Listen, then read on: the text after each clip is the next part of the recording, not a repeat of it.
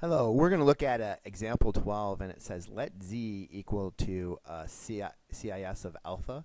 And first it wants to use de Moivre's theorem to show that z to the n plus 1 over z all to the nth is equal to 2 cosine n times alpha. And then we're going to use the binomial expansion to expand this out. And then we're going to use both these results, it says hence, show that cosine fourth of alpha is equal to 1/8 times cosine 4 alpha plus 4 cosine 2 alpha plus 3, and then we're going to find the integral of cosine 4. This is all going to help us integrate this, because you can see this is a kind of a hard integration to do, and what we're going to derive from all this is going to help us integrate a pretty complicated problem. So first thing, let's show that this is true, right? So we've let z equal CIS of alpha, right? Well, then z to the n, right, is equal to CIS of n times alpha using de Moivre's theorem.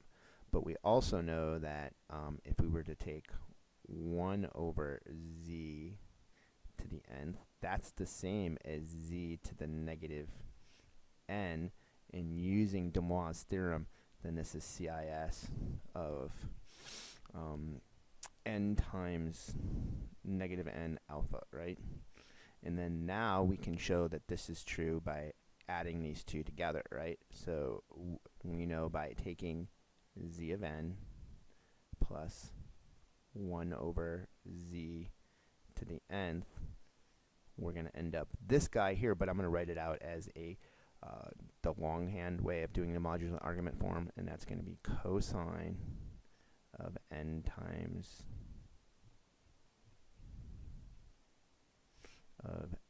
alpha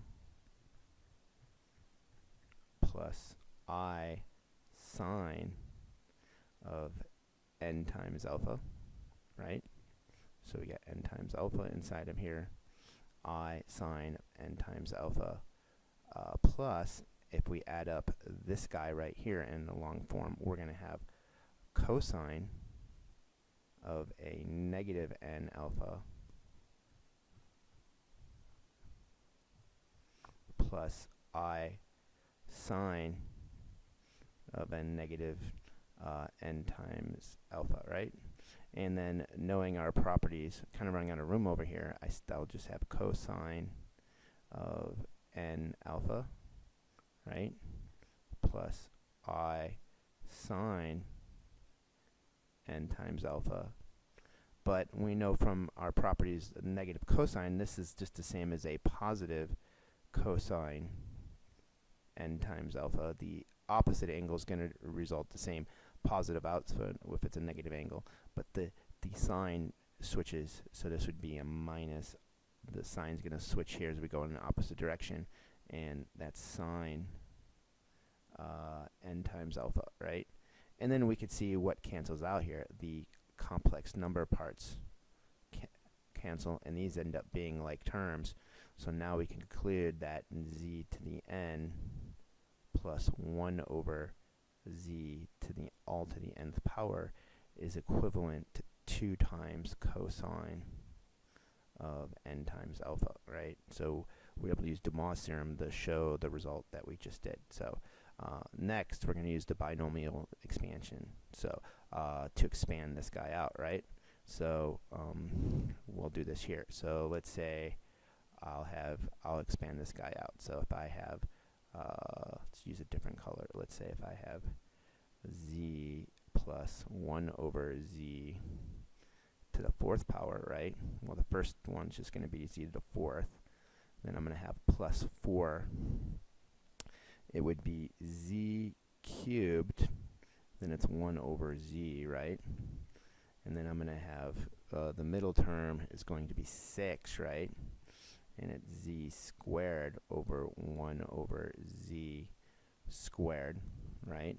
Plus 4z 1 over z cubed, and then the last term is 1 over z to the 4th, right?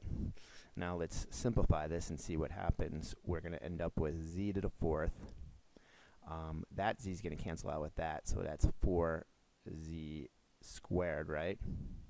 Then I'm going to have 6. These z's are all going to cancel out here, right? Z squared over z squared, so that's gone. And then over here, I'm going to have 4, and I'll write this as 1 over z squared, right? Good.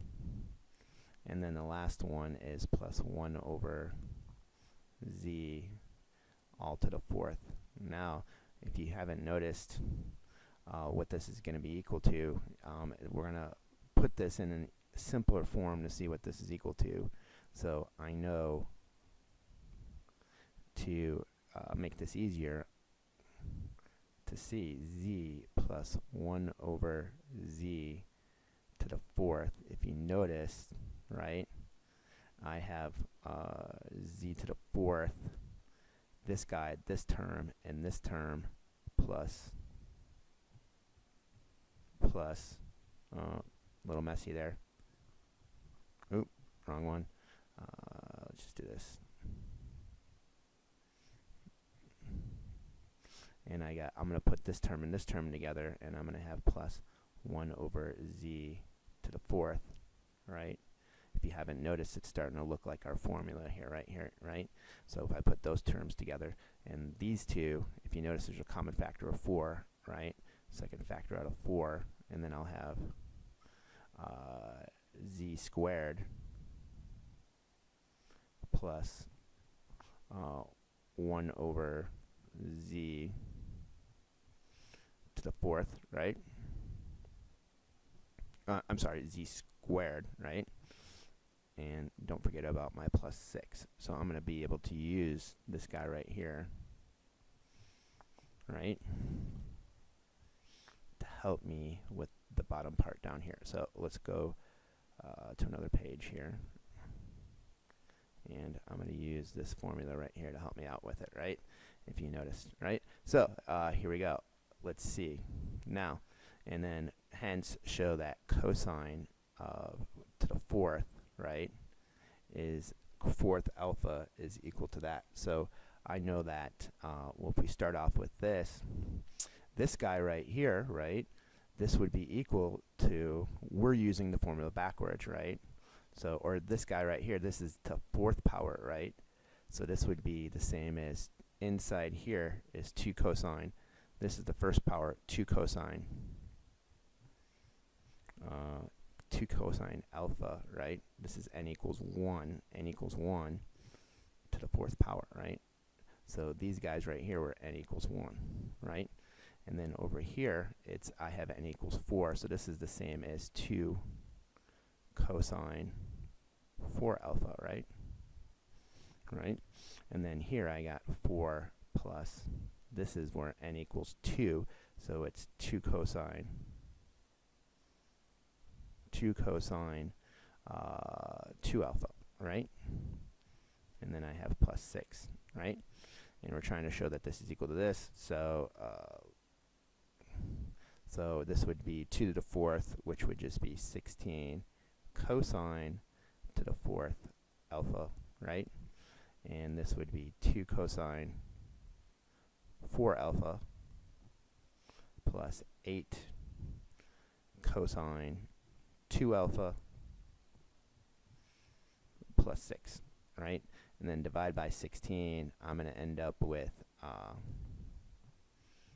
divide by 16, and I'm going to end up with cosine 4 to the alpha, and I can keep a 1/8 out here, and then I'm going to have cosine 4 alpha right here plus 4 cosine 2 alpha plus 3, and there you go. And that's what they wanted me to show right here. And then I want to find the integral of that, so I'm going to go to a new page right here. So no, I'll just leave it like this. So if I take the, let's say if I take the integral, right, of cosine, that's kind of a bad, let's say integral, that's better, cosine 4th to the alpha d alpha. This would be a hard integration, but I can then take the integral, messy again. So 1/8, take the integral of, I got the 1/8, I can bring out the constant, and then I'll have the integral of cosine 4 alpha plus 4 cosine 2 alpha plus 3 all d alpha, right? And then this is a much easier integral to do, so I'll have 1/8. This would be the sine, so it would be 1/4 the sine of 4 alpha. This would be, well, half that, so that'll be 2, but this would be, sine 2 alpha, and then plus 3 alpha, and then plus some constant c. And I could just leave my answer like this, and there you go. So we were able to use 3 different parts to integrate. It took a lot of work to get the first 2, but it gives us the power to integrate something much easier. And these are common. There's definitely plenty of past paper problems that will have you work these out in different ways, and then be able to integrate something that is a complicated. This is a pretty fairly complicated integration, but what we've done with complex numbers, our Dubois theorem helps us out here. So there you go. Thanks, guys.